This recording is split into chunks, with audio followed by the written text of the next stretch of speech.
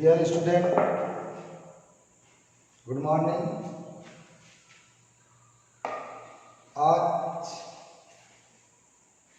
कक्षा 10 की online class के लिए मैं उपस्थित हूँ। पिछले ऑनलाइन क्लास में पीरियाडिक टेबल मैं पढ़ा रहा था। Class 10th topic periodic table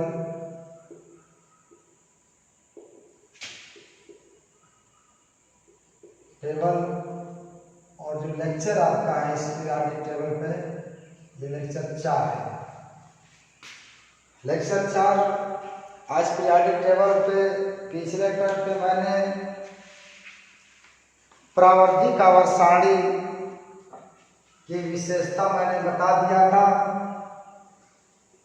और आज जो इस टॉपिक में इस लेक्चर में पढ़ाना है वह प्रावर्धिक आवर्त सारणी लॉन्ग फॉर्म पीरियाडिक टेबल की उपयोगिता, लाभ या लाभ। एक हेडिंग ना दीजिए, प्रावर्धिक आवर्त सारणी की उपयोगिता या लाभ। उपयोगिता या लाभ ये पढ़ाना है, ठीक है। उपयोगिता या लाभ, पहले पॉइंट में इस आवर्त सारणी आपको पता है इलेक्ट्रॉनिक विन्यास के आधार पर बनाई गई है, जिसके कारण तत्वों का अध्ययन और आसान हो गया, ठीक है। तो पहली बात देखिएगा, यह आवर्त सारणी इलेक्ट्रॉनिक विन्यास के आधार पर बनाई गई है, जिसके कारण तत्वों का अध्ययन अत्यधिक सरल और सुव्यवस्थित हो गया। अत्यधिक सरल और सुव्यवस्थित हो गया, यह पहला लाभ है प्रावर्धिक आवर्त सारणी का। दूसरा लाभ क्या है? देखिए, इस तीसरी आवर्त सारणी में शून्य वर्ग और 8वें वर्ग को छोड़कर सभी वर्गों को उपवर्ग ए और बी में रखा गया था। वहां पे एक ड्रॉबैक आया था कि फर्स्ट ए और फर्स्ट बी वर्गों के तत्वों का गुण असमान था, फिर भी उनको जो है इस वर्ग एक ही वर्ग में रख दिया गया। लेकिन इस आवर्त सारणी में प्रत्येक ऊर्ध्वाधर खाने को, प्रत्येक खड़े खाने को एक अलग वर्ग मान लिया गया, जिससे पिछले आवर्त सारणी का ये दोष क्या हो जाता है, दूर हो जाता है।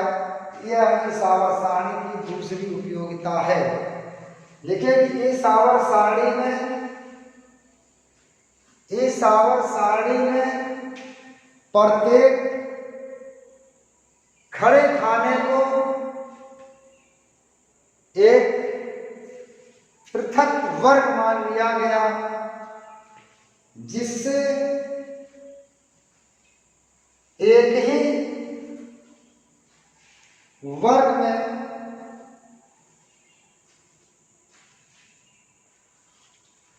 असमान गुणों वाले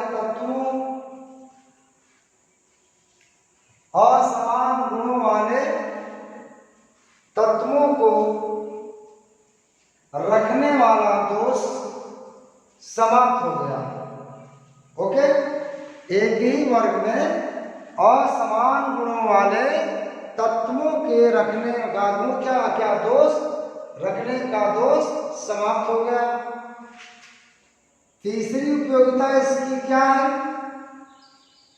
तीसरी उपयोगिता इसकी यह है कि पिछली आवर्त सारणी में कई जगहों पे अधिक प्रमाण भार वाले को बाद में और कम प्रमाण भार वाले तत्वों को पहले रख दिया गया। अधिक प्रमाण भार वाले को पहले और कम प्रमाण भार वाले तत्वों को बाद में रख दिया गया। ये भी दोष क्या हो गया, इसमें दूर हो गया। लिखिए इसमें कि इस आवर्त सारणी में अधिक प्रमाण भार वाले तत्वों को पहले और कम प्रमाण भार वाले तत्वों को बाद में रखने वाली समस्या समाप्त हो गई। ओके, अब चौथी उपयोगिता देखिए। इससे पहले 8वें वर्ग में 3 खड़े खाने थे जो एक आवर्त सारणी का दोष था, लेकिन इस आवर्त सारणी में प्रत्येक खड़े खाने को एक वर्ग मान लेने से वो दोष क्या हो गया, दूर हो गया। लिखिए अपने पॉइंट में कि लिखिए अपने पॉइंट में कि 8वें वर्ग में 3 खड़े खाने उपस्थित होने वाली समस्या, उपस्थित होने वाली समस्या दूर हो गई। उपस्थित होने वाली समस्या दूर हो गई। अगली बात लिख लीजिए। अगली बात लिखिए। इसमें धातुओं और अधातुओं की, हेलो, बस लास्ट क्लास हमारा चल रहा है, निकल जाएंगे। और हाँ चल रही है, ठीक ठीक ठीक। लिखिए कि इस आवर्त सारणी में धातुओं और अधातुओं की स्थिति क्या हो गई, सुनिश्चित हो गई। ओके, ये 4 उपयोगिता है। इस 4 उपयोगिता को आप ध्यान में रखिएगा। अब हेडिंग आ रही है ड्रॉबैक। इस पीरियोडिक टेबल का दोष क्या है, ड्रॉबैक।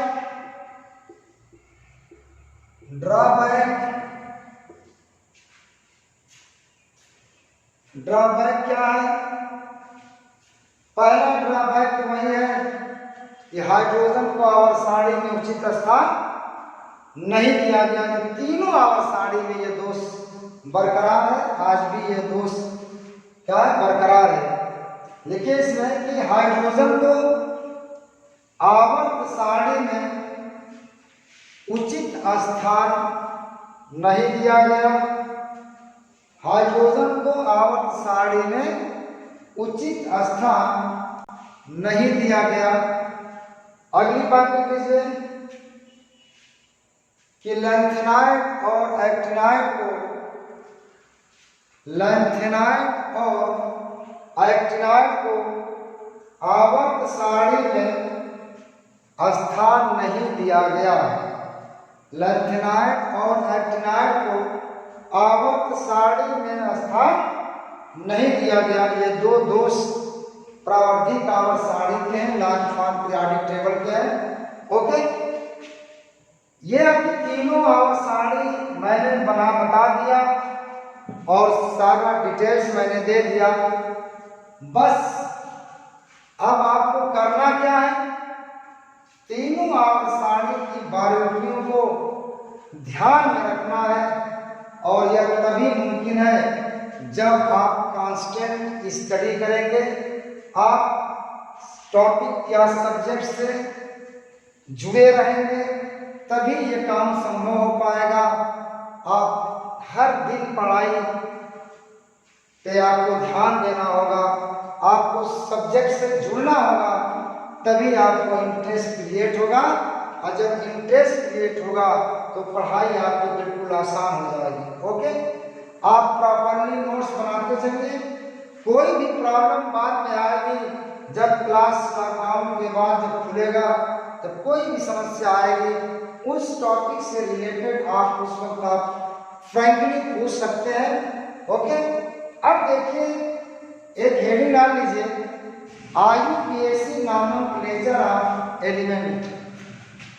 IUPAC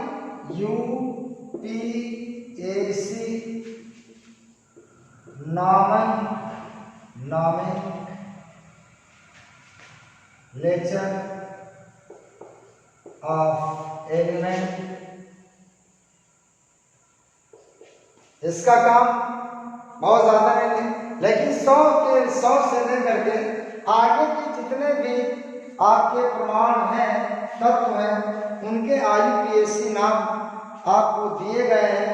तो थोड़ा बहुत आसान है, इसको आप देख सकते हैं। जैसे जीरो को लैटिन शब्द में नील पढ़ा जाता है। क्या पढ़ाता है? नील पढ़ा जाता है। जीरो, एक को हम अन पढ़ते हैं। क्या पढ़ते हैं? दो को अनियम, एक को अनियम, दो को बाह्यम, तीन को ट्राइयम, चार को क्वाड्रियम,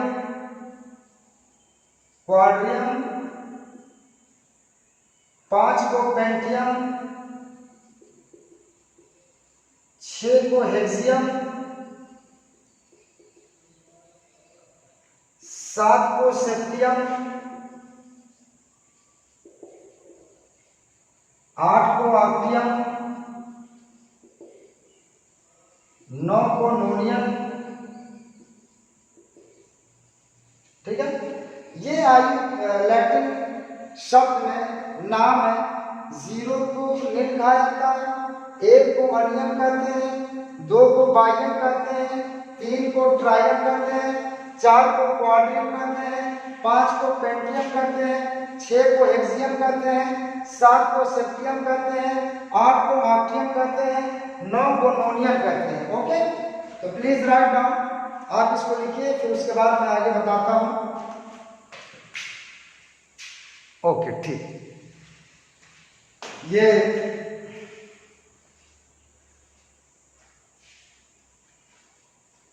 नील, अनियम, बाह्यम, ट्राइयम, क्वाड्रियम, पेंटियम, हेक्सियम, सेप्टियम, ऑक्टियम, नोनियम। ठीक है, ओके, हो गया ना।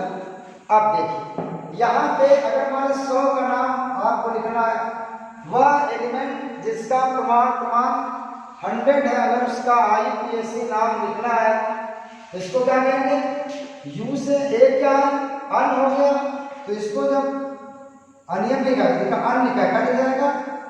अन नीलियम, जो आखिर में जो डिजिट होगी उसमें IUM लगाया जाएगा, नहीं तो सिर्फ क्या है? उसका शुरुआती शब्द लिखा जाएगा। जैसे अन है, अनियम एक मतलब क्या होता है? अनियम होता है, हम अन लिखेंगे। अगर मान लीजिए इसके बाद कोई डिजिट नहीं होती तो हम अनियम लिख देते।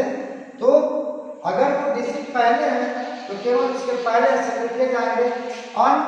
देखिए अन नीलियम, ये आखिर में आ गया ना, तो हम क्या लिखेंगे? नीलियम, ये नील होता है, नीलियम। उसके बाद 102 लिखना है, 101, तो ये होता है अनियम होता है, तो अन लिखेंगे। अनियम नहीं क्या, अन लिखा जाएगा। अन जीरो क्या लिखते हैं? अन। अब नीलियम होता है ना, तो हमने कहा कि इसका शुरुआती अक्षर का IUM आखिर में लगाया जाएगा। अन नील, अब यू का अनियम, अन नील अनियम, अन नील अनियम। इसको नोट कैसे करेंगे? UN, इसको कैसे नोट करेंगे? UN अनियम, UNU Anil अनियम। 102 क्या हो जाएगा? अनिल, ये क्या अन हो जाएगा? देखिए इसका शुरुआती लेंगे, हम इसका शुरुआती लेंगे अन। 0 क्या होता है? निलियम होता है, इसका शुरुआती निल लेंगे अन निल। अब 2 को बाह्यम होता है, बाह्यम पूरा लिखा जाएगा अन निल बाह्यम। ओके, हो जाएगा UNB अन निल बाह्यम। 103 क्या हो जाएगा? 103 हो जाएगा एक अनिल अनिल ट्राइयम, अनिल ट्राइयम हो जाएगा UNT अनिल ट्राइयम। 104 क्या हो जाएगा? अन 0 का जगह नील हो जाएगा, नील। और 4 क्वाड्रियम होता है तो पूरा लिखा जाएगा क्वाड्रियम। नोट कैसे करेंगे? UNQ अनिल क्वाड्रियम। 105 क्या हो जाएगा? 105 एक को लिखा जाएगा अन, 0 को नील, और उसके बाद 5 को पेंटियम, पेंटियम। तो क्या हो जाएगा? UNP UNP। उसी तरह से 106 क्या हो जाएगा? अनिल हेक्सियम हो जाएगा, UNH हो जाएगा। 106 कितना हो जाएगा? 106 अनिल हेक्सियम, अनिल हेक्सियम हो जाएगा UNH। देखिए, ओके, भाषण में आगे अनिल नीलियम अनिल अनियम अनिल बाह्यम अनिल ट्राइयम अनिल क्वाड्रियम अनिल पेंटियम अनिल हेक्सियम। 7 सेप्टियम और ऑक्टियम दाग लिख लेंगे आप। चलिए, ये हो गया होगा आपका। अब देखिए आपका 107 अनिल अनिल UN अनिल सेप्टियम। 108 अनिल ऑक्टियम। 109 अनिल नोनियम। देखिए ये हो गया अनिल नोनियम। 1000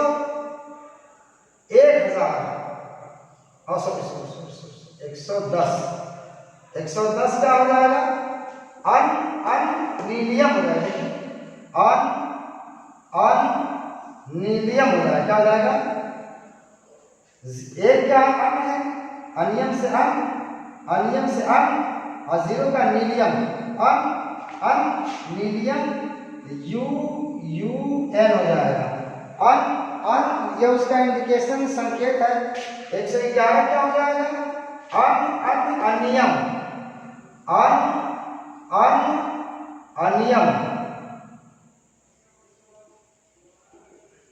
अनियम UN ऐसे नोट अनियम। 102 कितना हो जाएगा? 112 ये क्या हो जाएगा? बाह्यम हो जाएगा। समझ पाता है? UB हो जाएगा बाह्यम। इसी तरह से ट्राइयम, क्वाड्रियम, सेप्टियम और पेंटियम। इस तरह से आप कर लेंगे आप आगे। केवल मैं संकेत दे रहा हूं। 113 क्या हो जाएगा?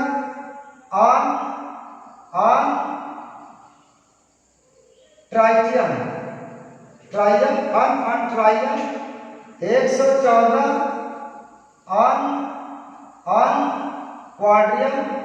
ओके, 115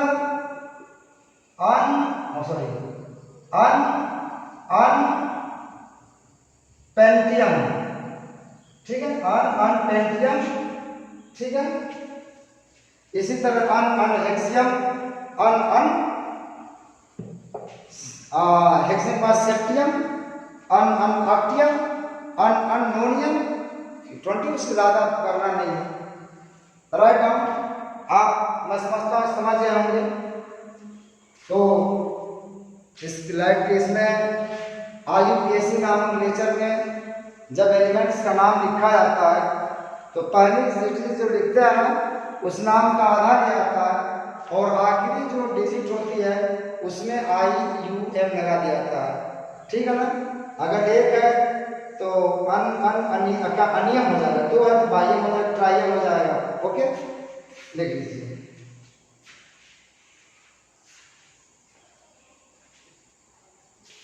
ओके चलिए अब तो लिखने में टाइम लगेगी। इस वीडियो को थोड़ा सा आप बैक करके दोबारा देख करके लिख सकेंगे। आप ज़्यादा वेट करना, ये टाइम जैसे जब टाइम है ये रहा आपका IUPAC नामक लेक्चर ऑफ एलिमेंट। अब हेडिंग डाल लीजिए कि आवर्त सारणी के आधार पर तत्वों का वर्गीकरण, क्लासिफिकेशन ऑफ एलिमेंट,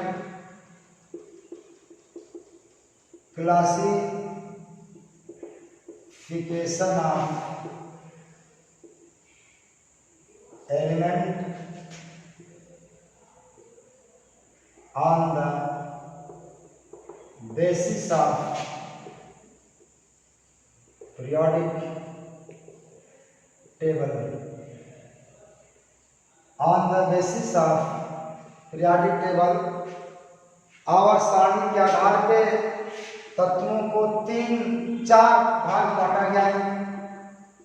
S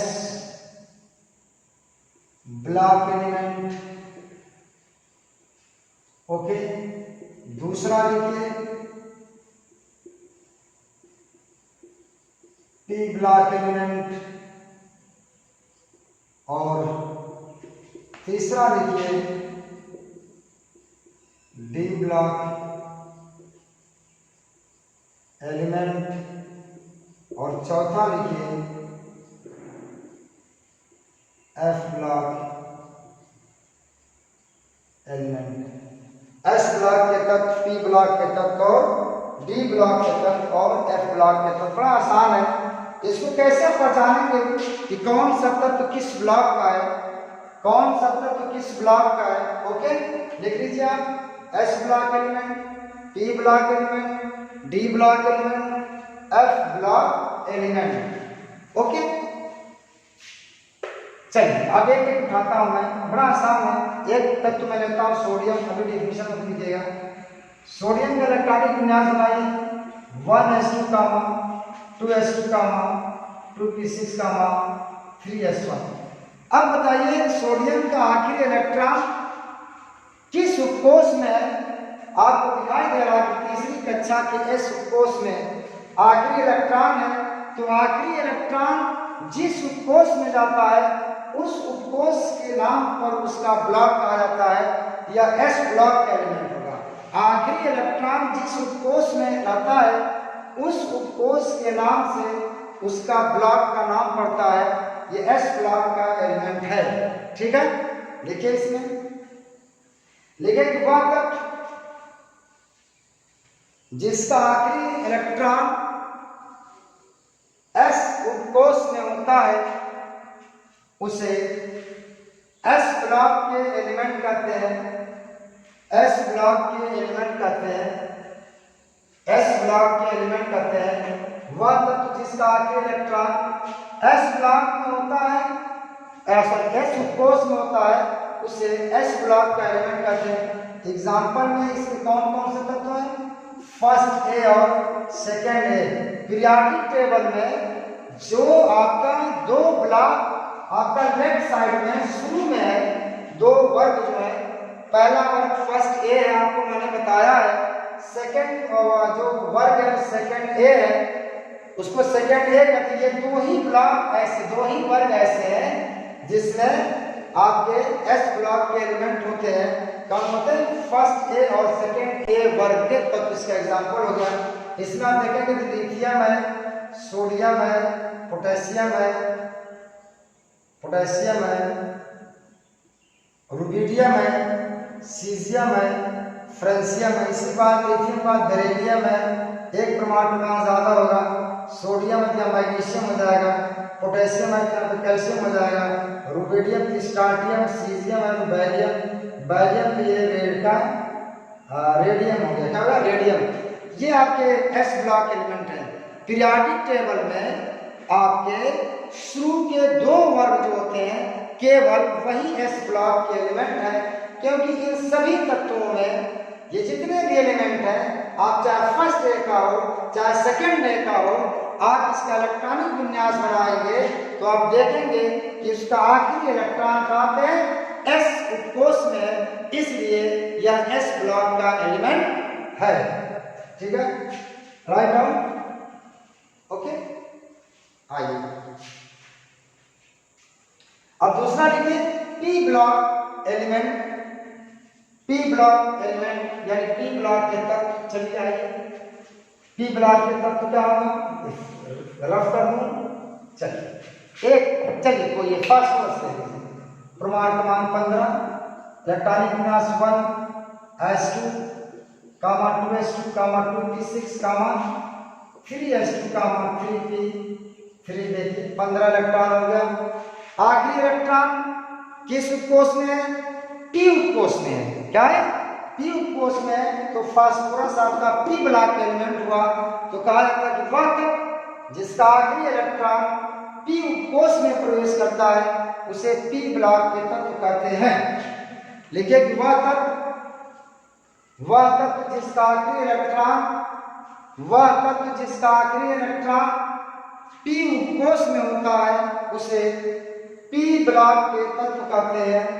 वह तत्व जिसका आखिरी इलेक्ट्रॉन पी उपकोष में होता है उसे पी ब्लॉक के तत्व कहते हैं। एग्जाम्पल लिखिए, जैसे फास्फोरस। और पीरियोडिक टेबल में कौन से आपके तत्व हैं जो पी, कौन से वर्ग हैं जो पी ब्लॉक में आते हैं? Third A, fourth A, fifth A, sixth A और सेवंथ ए और शून्य वर्ग। अगर आप IUPAC के अनुसार अगर वर्गों का नाम रखेंगे, ये 13 हो जाएगा, ये 14 हो जाएगा, ये 15 हो जाएगा, ये 16 हो जाएगा, ये 17 हो जाएगा, ये 18 हो जाएगा। तो पीरियोडिक टेबल में सबसे राइट के जो 6 ब्लॉक हैं, जो 6 वर्ग हैं, वो एस ब्लॉक के एलिमेंट है। देखो ऐसे होता है बेटा, नहीं कहां पे? सबसे राइट यानी इधर जो 6 ब्लॉक जो सबसे राइट साइड में है वो सब के सब क्या है? आपके पी ब्लॉक एलिमेंट है। आप इसमें इलेक्ट्रॉन मैंने भरा है, आप उसके किसी भी एलिमेंट को आप निकाल, जैसे क्लोरीन, इसमें 7th ए में क्लोरीन होता है, परमाणु क्रमांक 17 है। इसका भी बनाएंगे तो आखिरी इलेक्ट्रॉन पी उपकोष में जाएगा। 1s2 कामा 2s2 कामा 2p6 कामा 3s2 कामा 3p5। देखिए आखिरी इलेक्ट्रॉन कहाँ हो गया? पी उपकोष में गया। ये भी क्या है? पी ब्लॉक का एलिमेंट है। तो ये ध्यान रखिएगा कि पी ब्लॉक के एलिमेंट कौन होते हैं? जिसका आखिरी इलेक्ट्रॉन पी उपकोष में जाता है। ये पी उपकोष, पी ब्लॉक में कौन कौन से वर्ग आते हैं? Third A, fourth A, fifth A, sixth A, seventh A और शून्य वर्ग। और ये वर्ग आवर्त सारणी में कहाँ पे उपस्थित है? यह पीरियोडिक टेबल के सबसे राइट में 6 आपके वर्ग उपस्थित होते हैं। ये पी ब्लॉक एलिमेंट। ओके, ठीक है। चलिए अब हेडिंग डाल लीजिए, इसको राइट डाउन करिए, लिख लीजिए, जैसे मैंने बनाया वैसे कर लीजिए।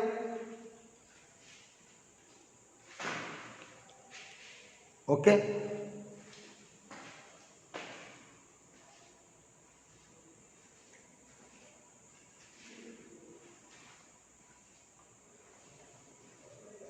ओके, आपने लिख दिया होगा। अगर आप नहीं लिख पाए तो इसको वीडियो को बैक करके आप लिख सकते हैं। अब लिखिए डी ब्लॉक एलिमेंट। क्या है? D block element. D block element, D block element. ये डी ब्लॉक एलिमेंट क्या होता है? डी ब्लॉक एलिमेंट क्या होता है? कोई बताए? चलिए मैं बताता हूं। पिछले डेफिनेशन के आधार पे कहा जाता है कि वे तत्व जिसका आखिरी इलेक्ट्रॉन डी कोष में रहता है, जब डी कोष में उपस्थित रहता है उसे डी ब्लॉक के एलिमेंट कहते हैं। तो लिखिए इसमें कि वे तत्व जिसका आखिरी इलेक्ट्रॉन डी कोष में उपस्थित रहता है उसे डी ब्लॉक के एलिमेंट कहते हैं। कोई भी एक एलिमेंट ले लीजिए। इसका एग्जांपल दे देना। इसका एग्जांपल है थर्ड बी, फोर्थ बी,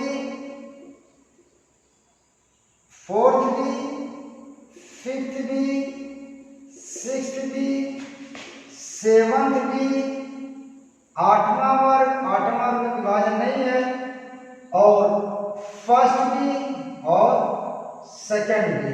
ठीक है ना? ये आपके डी ब्लॉक के एलिमेंट हैं। कहाँ होते हैं? एस और पी ब्लॉक एलिमेंट के बीच में। पीरियोडिक टेबल में जो बीच में 10 ब्लॉक है उसको डी ब्लॉक के एलिमेंट का, बीच के जो 10 वर्ग हैं उसको डी ब्लॉक का एलिमेंट कहा जाता है। अगर आप IUPAC नामक IUPAC के अनुसार अगर इनके वर्गों का नाम रखेंगे तो पहला आपका फर्स्ट वाला 1 हो जाएगा, सेकंड वाला 2 हो जाएगा। ये 3, 4, 5, 6, 7, यहाँ पे 8, 9, 10 3 खड़े खाने होते हैं। इसमें कितने खड़े खाने होते हैं? 3 खड़े खाने। तो क्या हो जाएगा? ये 7 हो गया, ये 8 हो गया, ये 9 हो गया, ये 10, 11, 12, फिर पी वाला 13, 14, 15, 16, 17, 18 जो भी मैंने बताया। चलिए एक आवृत्त में इसका मैं नाम एलिमेंट भरता हूँ। पीछे पीरियोडिक टेबल में मैंने भर के दिखाया है।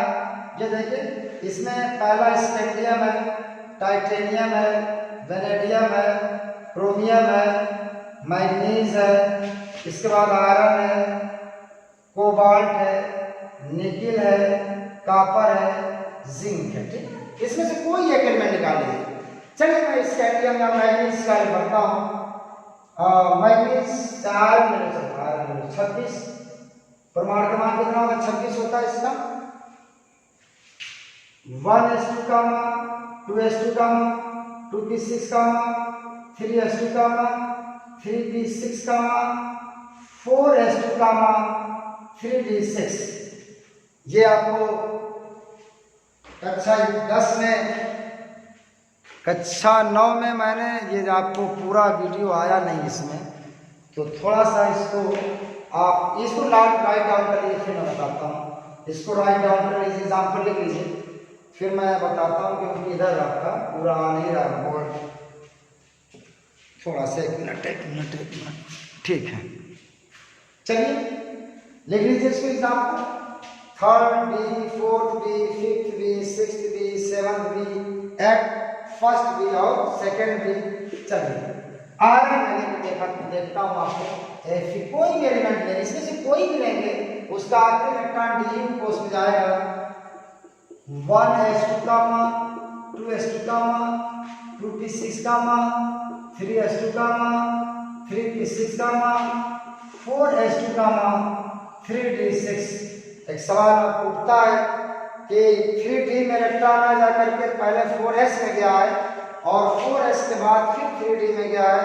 तो कक्षा 9 में मैंने बोरबरी का नियम आपको बताया है कि बोरबरी साहब ने कहा था कि जब किसी भी परमाणु की बाहरी कक्षा में 8 इलेक्ट्रॉन हो जाता है, 2 और 6 8, तो बाहरी कक्षा का भरना प्रारंभ हो जाता है। जब इसमें 2 इलेक्ट्रॉन हो जाता है तो 2 इलेक्ट्रॉन से ज्यादा तभी आप इसमें इलेक्ट्रॉन रख सकते हैं जब तक कि पहले वाली कक्षा पूर्ण रूप से भर नहीं गई है। पहले वाली कक्षा तीसरी कक्षा है और तीसरी कक्षा में 18 इलेक्ट्रॉन होता है। अब जब तक 18 इलेक्ट्रॉन नहीं हो जाएगा तो बाहरी कक्षा में 2 इलेक्ट्रॉन से ज्यादा तीसरा इलेक्ट्रॉन नहीं भर सकता है। कक्षा 10 में मैंने कक्षा 9 में मैंने इस चीज को बताया है। अगर ये बात ना समझ में आए तो कक्षा 9 का नोट्स उठा करके इस प्रॉब्लम को, इस सीक्वेंस को आप देख लेंगे, ठीक है ना। तो देखिए आखिरी इलेक्ट्रॉन कहाँ गया, 3D में गया। कहाँ पे गया है, 3D में गया है, इसलिए यह डी ब्लॉक का एलिमेंट है। ओके, चलिए ये कन्फर्म हो गया आपका। अब हेडिंग डाल लीजिए F block element. F block element, F block element क्या होता है, पिछली परिभाषा के अनुसार वे तत्व जिसका आखिरी इलेक्ट्रॉन, वे तत्व जिसका आखिरी इलेक्ट्रॉन एफ कोष में उपस्थित रहता है उसे डी ब्लॉक एलिमेंट कहते हैं। एक्टिनाइड, इसमें एग्जांपल क्या है, एफ ब्लॉक को कहाँ रखा गया है, आवर्त सारणी के नीचे 2 हॉरिजॉन्टल लाइन जो बना करके मैंने रखा है वही आपके क्या है। ये देखिए एग्जांपल इसके क्या है, लैंथेनाइड और एक्टिनाइड। एग्जांपल क्या है, लैंथेनाइड और एक्टिनाइड। 13 खाने, 14 खाने, 2 3 4 5 6 7 8 9 10 11 12 13 14 खाने हो गए। इसमें लैंथेनाइड रखा है। एग्जांपल इसके क्या है, लैंथेनाइड। और यहाँ पे क्या रखा है, एक्टिनाइड। ये 14 तत्व, इसमें 14 तत्व। इसमें एफ ब्लॉक का एग्जांपल क्या हुआ, लैंथेनाइड और एक्टिनाइड। लैंथेनाइड और एक्टिनाइड हो गया। लैंथेनाइड भी कहाँ से कहाँ तक, 58 से 71 तक कहाँ तक प्रेरण करते हैं, सीजियम 58 से ल्यूटेशियम 71 और एक्टिनाइड जो है एक्टिनियम 89 से लेकर के आपका लॉरेंशियम 103। ये आपके एक्टिनाइड में 14 तत्व आ गए। लैंथेनियम को नहीं गिना जाए, सीजियम को, हाँ सीजियम को, ये लैंथेनियम सीजियम का थोरियम आता है, थोरियम, थोरियम से लेकर के लॉरेंशियम 103 तक गिन लीजिएगा, 14 तक। एफ ब्लॉक एलिमेंट उदाहरण क्या हो गए, लैंथेनाइड और एक्टिनाइड। ओके, चलिए इसका मैं इसलिए नहीं बता रहा, इसका इलेक्ट्रॉनिक विन्यास काफी लंबा होगा और कक्षा 10 के सिलेबस से बहुत ऊंची बात है। यह आपको समझ नहीं आएगा कि कैसे इलेक्ट्रॉनिक विन्यास हुआ है। आपको मैंने 30 क्रमांक 30 तक का इलेक्ट्रॉनिक विन्यास कक्षा में मैंने बताया है, ठीक है। आइए लिख लीजिए इसको, write down, write down.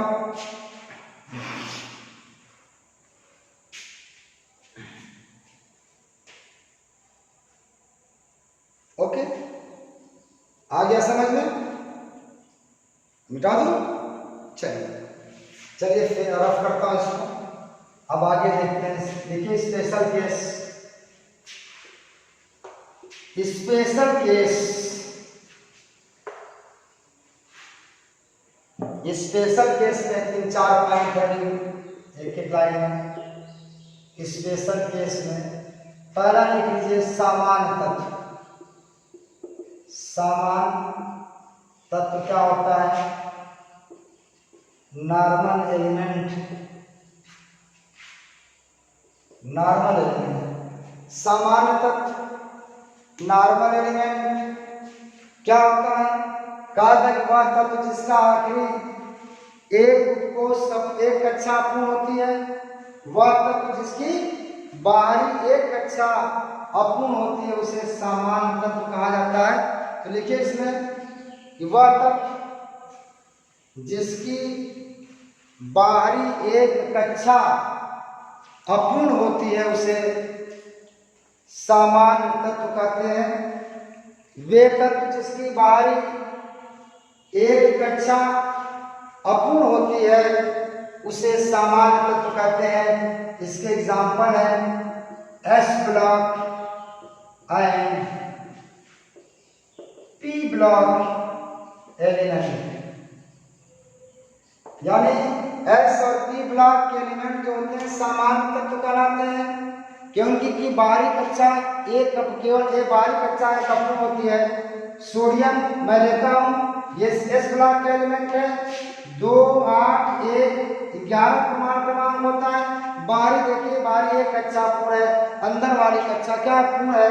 Phosphorus ले लीजिए, पी ब्लॉक का 2 8 2 8 5, देखिए इसकी बाहरी एक कक्षा पूर्ण है और अंदर वाली कक्षा पूर्ण है, इसलिए एस और पी ब्लॉक के एलिमेंट जो होते हैं वो सामान्य तत्व कहलाते हैं। ओके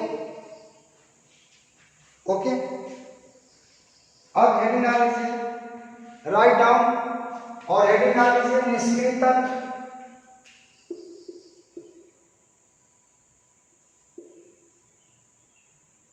निष्क्रिय तत्व, निष्क्रिय तत्व इसको क्या कहते हैं? इनर्ट एलिमेंट, इनर्ट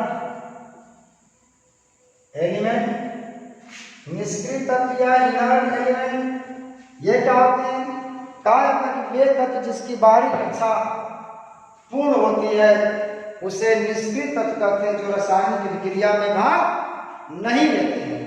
देखिए कि वे तत्व जिसकी बाहरी कक्षा पूर्ण होती है, वे तत्व जिसकी बाहरी कक्षा पूर्ण होती है उसे